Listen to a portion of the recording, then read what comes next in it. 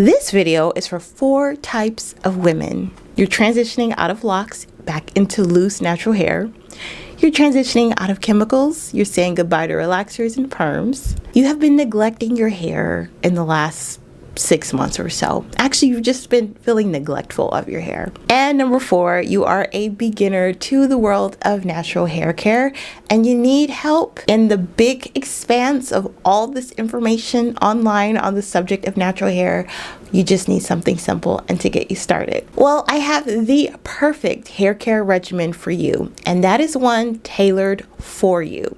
So before you continue watching this video, I want you to go to the description box and download this worksheet. I have a fillable version, so if you want to download it to your computer and fill it along with me, or you want to print it out, whichever option, go ahead and get access to that right now because we're going to be filling this out together as we move along each section. Welcome back to the Coily Code. My name is Charnel and I'm so grateful that you have decided to spend some time with me today on YouTube. So let's jump right in. There are 5 steps to building the perfect hair care regimen just for you. And some of us actually skip to step 3 before doing 1 and 2. And this is going to help set you up for success. Step 1 is all about self-assessment and it is broken down in 5 areas. We're going to start with mental wellness. I want you to take an opportunity to reflect and think about your thoughts on your hair. Do you have negative thoughts about your natural hair? And think about your weaknesses. Are you someone who's disciplined? Are you impulsive? Are you double-minded? When I first went natural, my biggest issue was that I was very inconsistent and very double-minded. And that's because I had no aim and I really did not make a decision. So think about those things that could come up later in your hair care routine or your regimen and take note of them. Just mark them down. This is not to say that you're a horrible person for it. This is not to say that you have to change and become this super powerful natural hair girl overnight. This is just for you to be aware of your weaknesses and thereby knowing what you need to look out for as you move along in this journey. The second part is about time constraints. So looking at your life realistically. Don't try to create time for your hair. Don't try to manipulate it around so that you have time to do your hair. Look at the things that are stagnant, they're stable, they're predictable, and more than likely will never change unless, something goes whack because humanity and life. Sometimes our plans don't always go as smoothly. For me, I run a business from 10 to 4, Monday through Thursday. So I know that anytime in that range, I have no time for my hair. You also want to take into consideration other things. So maybe you have a strict morning routine, or maybe you have to get your kids to school at a certain time and you have to pick them up. Maybe there's extracurricular activities. Maybe you have a church Bible study night. So just think about all the things that are already in your schedule that more than likely won't ever change. So once you're done analyzing your schedule, think about how much time you're willing to commit to your natural hair. Just find those free open spots and just dedicate, okay, if you found that you have 3 hours in the week, now decide how much time in your natural hair routine or regimen you want to dedicate some of that time to. The third part, and it goes kind of in hand with the time constraints, but it's your lifestyle activities. So are you someone who works out and sweats profusely? That's going to be very important. Do you work in a corporate environment? That's also going to be very critical in putting together a regimen that is tailored to you. So you want to think about how these things factor and influence your hair's needs and its condition. The next thing you want to think about is your budget. And so I know the temptation for when you're first going natural is to just jump online, see what you can find, and just start ordering a bunch of products because your favorite YouTuber is raving about this product that they have a coupon code for. Don't think about products right now. We're going to get there, but I want you to allocate a budget and funds that you are willing to put into purchasing the things you need for your hair care regimen. If you already have products in your arsenal in your bathroom somewhere, I would just resurrect those items and try to use them up. That's what I'm going to suggest. But still, nevertheless, get a budget because this is also going to keep you disciplined so that once you deplete that budget, you don't want to still go out purchasing new products. There's always new releases, there's always new campaigns, and our YouTube influencers are constantly putting a lot of new releases to us, and that can become very overwhelming. So stick to a budget, and if you're not able to partake in that special launch, too bad. You'll just have to wait until the hype dies down and then you go back and get it once your new week or your new month starts and your budget kind of resets. And lastly, think about your hair needs. This is going to be very critical because your regimen needs to be built around what your hair needs the most. So some options that I have once you are assessing your hair needs is dry scalp, breakage, split ends, lack of volume, frizz, dullness, slow growth, and there's also a section for others if the option you see is not listed. So for me, dry scalp is a #1 priority in my hair care regimen. The goal of this, you guys, is to keep it light in your head. Light, easy, less is more. You want to flow, you want to coast. You don't want this to be harder than it could be. Now we're out of the self-assessment phase and we're on to step 2, which is your hair goals.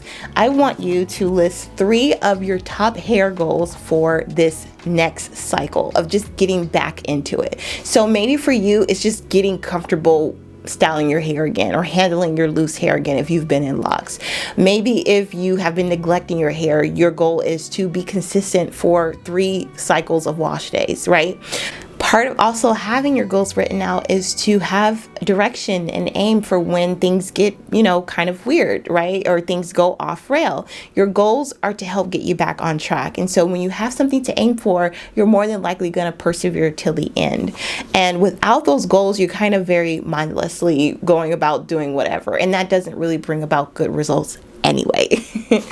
All right, now we're on step 3, and that is building the hair care regimen. Now, like I said in the beginning of this video, most of us, when we're going natural, we skip step 1 and 2 and go straight into building the hair care regimen. But without the proper mental foundation and without the structure and support of knowing your lifestyle and what your hair needs, it really wouldn't matter what you decide to do as a regimen because it would not be fitting for you. It would not complement your needs or your life. So now we're here. We've done kind of the deep work and now we're about to talk about building the regimen. Now I broke down the hair care regimen into 6 components. The first is going to be your cleansing and conditioning. So they're together because I believe that, this is me personally, now I am not a licensed cosmetologist or a hairstylist. I've never done other people's hair. I've never taken care, that's my disclaimer. I am just a girl that learned how to master her hair, okay? And I'm just sharing what has been my experience and my observations because I'm allowed to have that at least. So I don't believe, and I think most licensed cosmetologists would agree with me, I don't believe you should shampoo and not condition your hair. I just think they go together. So cleansing and conditioning I kept together because I think you should follow up with a conditioner after you've shampooed your hair. Here I want you to determine the frequency upon which you'll clean and condition your hair based off of your hair needs and your time constraints. Most professionals recommend that you do 7 to 10 days. So every 7 to 10 days, wash your hair. There are actually women who don't have natural kinky hair, but they have straight silky hair. And most of them, I'm noticing this trend of washing their hair every 3 days. And they'll probably use dry shampoo and so on in between that to kind of stretch it out even more. But washing your hair every day doesn't have to be for you. However, if it is for you and you know your hair needs to be washed often, then write that down.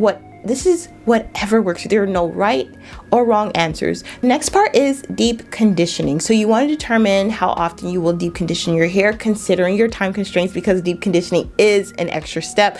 I wouldn't say it's an extra step, but it is definitely additional time to your wash day. When you're first starting out natural and you're dealing with dryness and breakage, I would suggest deep conditioning every time you wash your hair. I wouldn't deep condition if I didn't shampoo. So you have to get your hair nice and clean for that deep conditioner to truly have its benefits working in your hair. But I would deep condition every time I wash my hair. So if I'm washing my hair once a week, I'm deep conditioning as well. If I'm washing my hair twice a month, I'm deep conditioning my hair twice a month. So I would include deep conditioning in the first go round of this natural hair care regimen. The next step is moisturizing. Now, moisturizing needs to follow up after you've washed your hair and rinsed it. Moisturize your hair, whether you use your leave-in conditioner, which you can, and that would be enough, really, it would. Or some people go in with a styling product if you're doing like a twist out or braid out or doing braids, or you plan to do a bantu knot out, whatever, a styling product would be part of this as well. So there's the moisturizing on wash day, but then there's the moisturizing before the next wash day. And so this will require you to do a little bit of experimentation and observe how long your hair holds in moisture before it gets dry. For me, that's every 4 days, because if my goal is to grow my hair long, then 2 of the things I need to avoid is my hair breaking off, and that comes from my hair being too dry or my ends are not tucked. So I don't want that to occur. You may have to go that first week not trying to re-moisturize it until you see where it gets dry. And once you know that, then you will just re-moisturize your hair every blank days, right? So now this next portion of the hair care regimen is dependent on what your goals are. So we have protective styles for length retention, low manipulation styles for length retention, and then we have maintenance styles. So we're going to start with protective styles for length retention. And I have listed here braids, tucked, and this is without extension hair. This could be mini, medium, or large box braids. The reason why I say tuck is because it's not a protective style if your ends are still exposed. So if you have braids but they're not tucked, that's more of a low manipulation hairstyle. I have twists, tucked also without extension hair. So flat twist, mini twist, medium, large box, large twists, buns, wigs, and crochet braids. Now, I didn't mention cornrows on here, but if you want to do cornrows, the only suggestion I would say is to not braid it all the way down to the nape. Just avoid it at all costs. I've grown my nape the longest it has ever been in my life. I've avoided putting any tension in this area. I don't care if it's out on its own. I like having that back part long. So yeah, just be careful with those kinds of styles that have a lot of tension on the scalp. Don't braid too hard. If you're going to wear a bun, don't pull it up too tight. Keep it very loose. And if you are going to wear wigs, be very careful with using adhesives and glues and things like that. Don't make yourself miserable for length. So if you cannot go a month without washing your hair, don't go a month without washing your hair. It is not that serious. And my last note on protective styles is that protective styles are not neglectful styles. So it is not to put your hair in a bun or a twist and then just never touch it again. Protective styles are beneficial in that they really minimize manipulation. So you're guaranteed to retain a lot of length with protective styles, guaranteed. But if you don't moisturize your hair and it's dry when you're taking that style out, you're gonna incur a lot of breakage. So don't neglect your hair. The next route is the low manipulation styles for length retention. And those include a pineapple updo, a bantu knot out, twists or braids that are not tucked, but they're just down. Or you can do a twist out or a braid out. Or you can do a curl and rod set. I don't recommend doing a flexi rod set.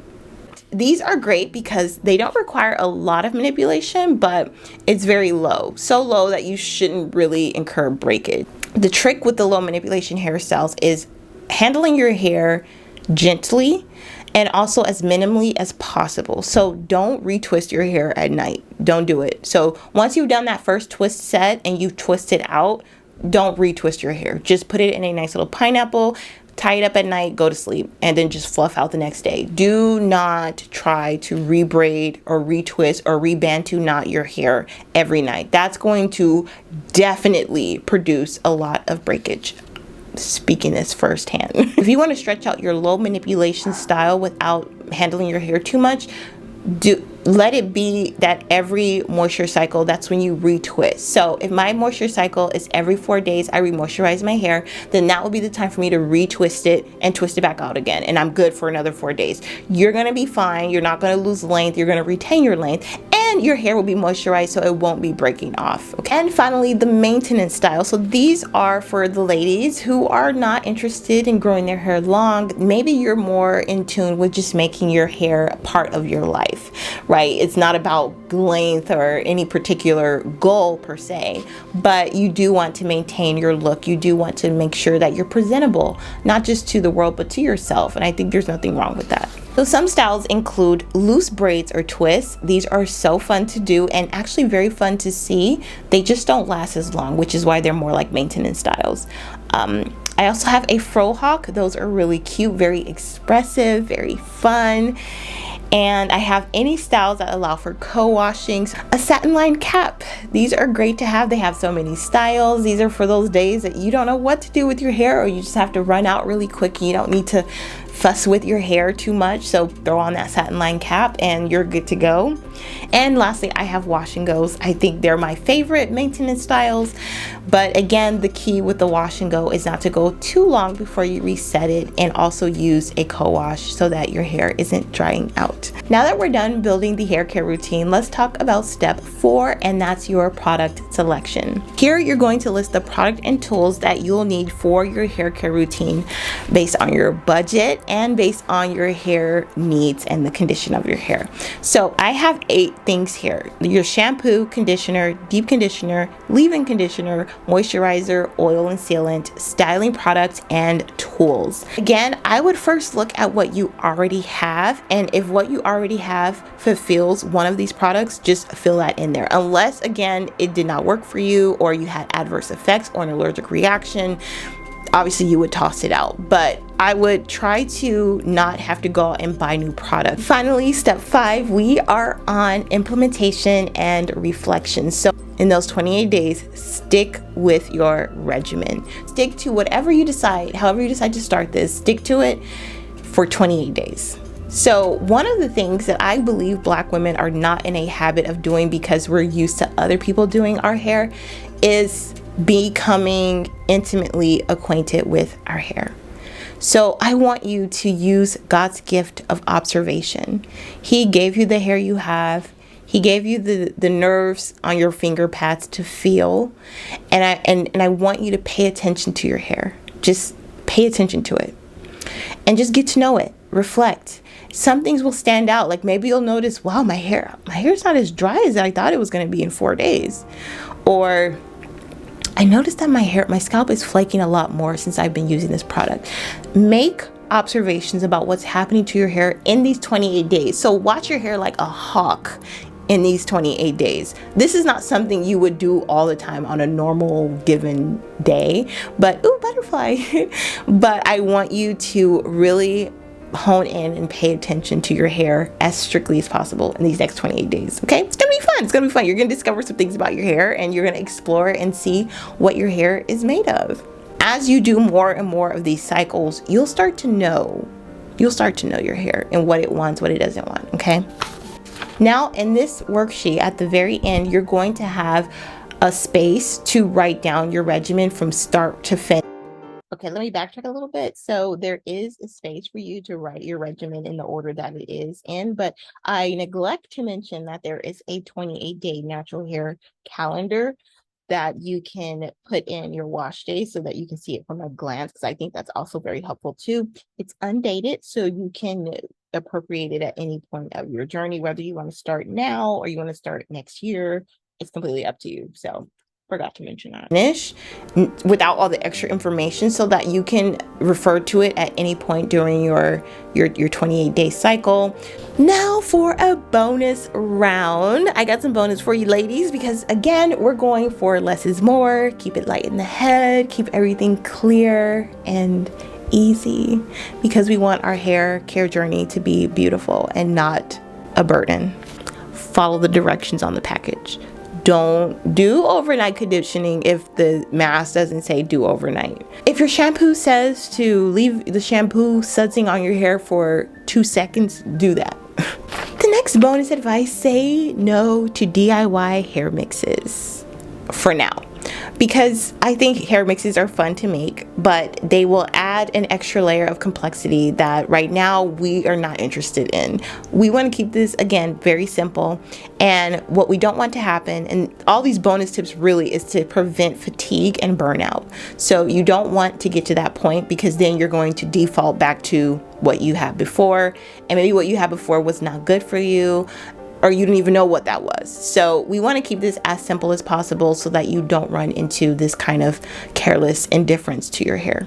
The third bonus: skip the porosity test. Don't do it, don't do it, don't do it. Not that it's not helpful, but you know, God gave us, again, eyes and ears and noses and fingers to touch. So use his gift of observation to get to know your hair, because porosity test kind of reminds me of online dating. I've never done it, But one of the things that turned me off about online dating was I had to fill out all the information. So I like long walks on the beach. I like to read. I like coffee. I like to paint. I like to watch these kinds of movies. And this is what I do when I'm free. Like, I'm giving you all the information. So then I want someone to explore me. Okay. If a man is interested in me, I want him to explore me. I want him to figure it out. Like, what does she enjoy? I want him to have a sense of adventure in pursuing the good things. I'm not saying be manipulative, make it hard for people to get to know you, but not just always looking for a shortcut or looking for an easy way through. I want someone that's willing to take the time to get to know me, because that's what's going to make the relationship beautiful. So it's no different with your hair. Don't try to get to these shortcuts, hair porosity tests, a typing chart, whatever, right? You can do that later, but let this be a time of exploration and self-discovery. Let this be a time where you're not in a rush to get anywhere, or you're not trying to be something or someone else. Just get to know your hair and to become intimately acquainted with your hair. You're going to be better for it, because no one knows your hair better than you. The licensed cosmetologists have general knowledge of hair, but they are not you, and they couldn't possibly know your hair better than you. Next, skip pre-poos. Don't do it. Don't do it. No hot oil treatments, no pre-poo treatment, nothing. Now, we're all done, and there is a prayer waiting for you to be read, because you have to read it. I was going to read it on camera, but I wrote it in mind with the person reading it. So you've got to read the prayer for yourself. But I hope that this is just a start, and it is a start. It is not meant to be your regimen forever. It is not meant to discount what you have learned and what you have gleaned from other individuals who have achieved wonderful results with their hair. But it's really to put the power in your hands to decide what you want for your hair. I think for so long we have been spoon-fed so much information about what we need to do with our hair, what we should do, based off of your hair texture, your type, your curl pattern, your density. I think you have everything inside of you already given to you by your creator to figure it out. You just have to be willing to go through the experimentation, because everyone is so different. The knowledge is good to have. I'm grateful for the knowledge on natural hair and the amount of resources that we have available to us now by our fingertips. But nothing beats getting to know yourself, because it is through that you start to get to know your creator. And that's what I've enjoyed most about my journey, is that the more I've fallen in love with my hair, the more I've fallen in love with God. And it's because I just realized he's given me something. It's a gift. It's something I love and I want to cherish. And it's something I had hated for so long, and the world deceived me. And maybe I even deceived myself into thinking that I hated my hair because it wasn't worthy or it wasn't beautiful. And then when I found the truth and my eyes were opened, I'm like, wow, how stupid that is to think that what I have naturally is not beautiful. That's crazy. So sometimes you only get to that level of revelation when you're willing to get your hands dirty, or greasy, I should say. Go ahead and download. You don't need your email, nothing, girls. It's already there. I have the fillable version of it, and also just for you to print out, and it is print friendly. It has a little bit of color in it, but you're going to enjoy it. And let me know if this was helpful. Leave any comments or questions down below. Be sure to share, subscribe if you haven't already, and I look forward to seeing you guys in the next video. Have a wonderful day. Bye.